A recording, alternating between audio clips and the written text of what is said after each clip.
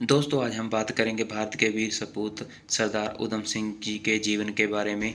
आज के ही दिन 31 जुलाई 1940 को लंदन के अंदर उनको फांसी दे दी गई थी। सरदार उधम सिंह जी का जन्म 26 दिसंबर 1899 ईस्वी के अंदर हुआ।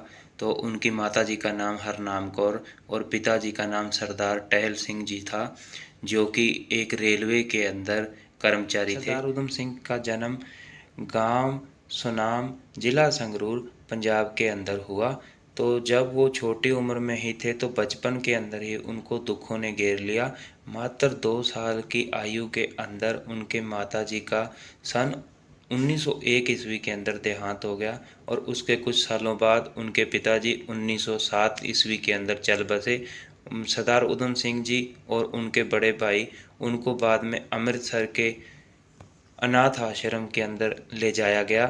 तो वहाँ पर ही उन्होंने अपनी पढ़ाई शुरू की और पढ़ाई के साथ साथ उन्होंने लकड़ी का काम भी सीखा और संगीत की विद्या भी हासिल की।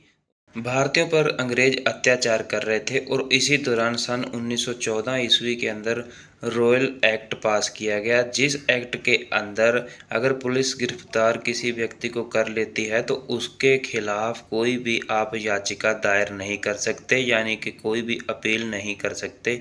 तो इसी दौरान इस कानून के विरोध के अंदर अमृतसर जलियांवाले बाग के अंदर ये 10 अप्रैल 1919 को ये जो दो राष्ट्रीय कांग्रेस के कार्यकर्ता जो सैफ उद्दीन किचलू जी और डॉक्टर सत्यपाल जी को गिरफ्तार किया गया था, जो 10 अप्रैल 1919 को, उसी के विरोध में वैसाखी वाले दिन 13 अप्रैल 1919 को जलियांवाले बाग के अंदर ही हजारों की गिनती के अंदर लोगों इकट्ठे हुए थे। तो वो शांतमयी ढंग के साथ अपना अनशन कर रहे थे। तो इसी दौरान वहाँ पर उधम सिंह जी भी पानी की सेवा कर रहे थे। जो वो वहाँ पे धरने पर लोग बैठे हुए थे, जो हजारों की गिनती में लोग वहाँ एकत्रित हुए थे, तो अंग्रेज़ों की इन नीतियों के खिलाफ, इस एक्ट के खिलाफ, तो वहाँ पर उन लोगों को पानी वो पिला रहे थे। इसी दौरान अंग्रेज अफसर जनरल डायर के हुक्म से अंग्रेजी फौज ने निहत्थे बैठे भारतीयों पर अंधाधुंध फायरिंग बिना किसी चेतावनी के शुरू कर दी, जिससे 1500 लोगों की मौके पर मृत्यु हो गई और 1200 से अधिक लोग जख्मी हो गए। तो ये सब कुछ सरदार उधम सिंह जी देख रहे थे, उनकी आंखों के सामने इतने लोग मर रहे थे। आज भी उनकी जलियांवाला बाग के अंदर गोलियों के निशान हैं और मौत का कुआं, जिसमें लोगों ने भाग भाग कर अपनी जान बचाने के लिए छलांग मार दी। तो ये सारा मंजर उनकी आंखों के सामने घटित हुआ, जिसके बाद उन्होंने मन में कसम खा ली वे इसका बदला लेना है। तो उस टाइम पंजाब के गवर्नर माइकल एडवायर ने इस बात की हमायत की थी। जलियांवाले बाग की इस घटना के बाद सरदार उधम सिंह जी कश्मीर चले गए। वहाँ पर वो मजदूरों के एक ग्रुप के अंदर दक्षिणी अफ्रीका चले गए और दक्षिणी अफ्रीका के बाद वो समुद्री जहाज़ के रास्ते अमेरिका पहुँच गए। अमेरिका के अंदर उनकी मुलाकात हरदयाल सिंह जी के साथ हुई, जो कि गदरी पार्टी के चीफ थे, और उन्होंने उनको पिस्तौल चलाने की ट्रेनिंग दी, हथियारों के बारे में बताया और निशानेबाजी भी सिखाई। माइकल एडवायर रिटायर होकर के इंग्लैंड में रह रहे थे। 1923 ईस्वी के अंदर भगत सिंह जी के कहने पर सरदार उधम सिंह जी एक बार इंडिया के अंदर आ गए। उनको भारत के अंदर नेशनल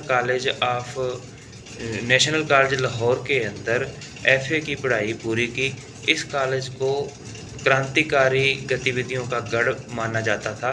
तो एक बार 5 साल की सरदार उधम सिंह जी को सज़ा भी हुई। उनके ऊपर गैर कानूनी तौर पर पिस्तौल रखने का इल्ज़ाम लगा। तो 1933 के अंदर वो वापस फिर लंदन चले गए। आखिर काफ़ी लंबे समय के बाद माइकल एडवायर को उन्होंने ढूंढ निकाला और वो उनके नज़दीक जाने के लिए उनके ड्राइवर की नौकरी करने में कामयाब हो सके। नौकरी दौरान सरदार उधम सिंह जी को कई बार मौका मिला उनसे बदला लेने का, पर वो उनको ऐसी जगह मारना चाहते थे जहां पर दुनिया को पता लगे पता चल सके। तो ऐसे उन्होंने कई मौके उनके पास थे, पर उन्होंने ख़ास मौके के इंतज़ार के अंदर वो रहे।